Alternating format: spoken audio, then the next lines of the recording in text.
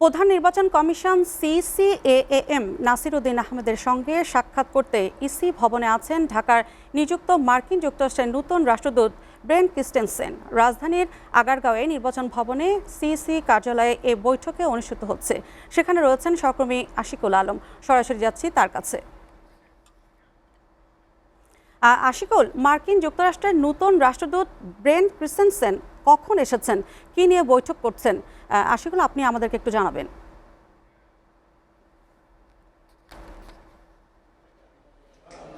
ধন্যবাদ আপনাকে।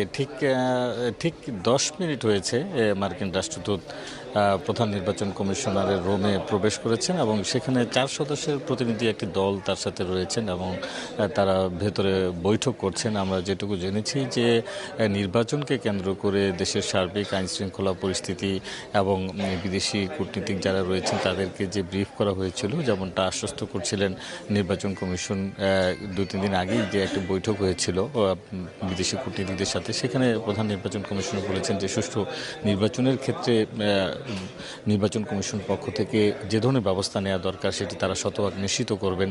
আমরা সেটাই প্রত্যাশা করছি যে হয়তো তারা এই বিষয়গুলো নিয়েই আসলে মনিটরিং এবং কতটুকু অগ্রগতি হলো নির্বাচনের সামনে যেহেতু ঘনিয়ে আসছে, অল্প কদিন বাকি আছে, সেই বিষয়গুলো নিয়েই তারা ভিতরে আলোচনা করছেন এবং কিছুক্ষণের মধ্যে হয়তো তারা বের হবেন এবং বের হওয়ার পরে তারা আনুষ্ঠানিকভাবে একটা ব্রিফ করবেন। সেই ব্রিফে আসলে বিস্তারিত জানা যাবে। এর আগে আরেকটি বিষয় জানিয়ে রাখি আপনাকে যে সাম্প্রতিক সময়ে দেশের বিভিন্ন জায়গায় যে নির্বাচনী প্রচারণা হচ্ছে এবং এই প্রচারণাগুলোতে বিভিন্ন ধরনের ছোটোখাটো যেসব দোষারোপের যে রাজনীতি, সেই জায়গায় একে দল অন্য দলকে দোষারোপ করছেন, সেই বিষয়গুলো নিয়েও কিন্তু এখানে আলোচনা হতে পারে, এমনটি কিন্তু আমরা জেনেছি।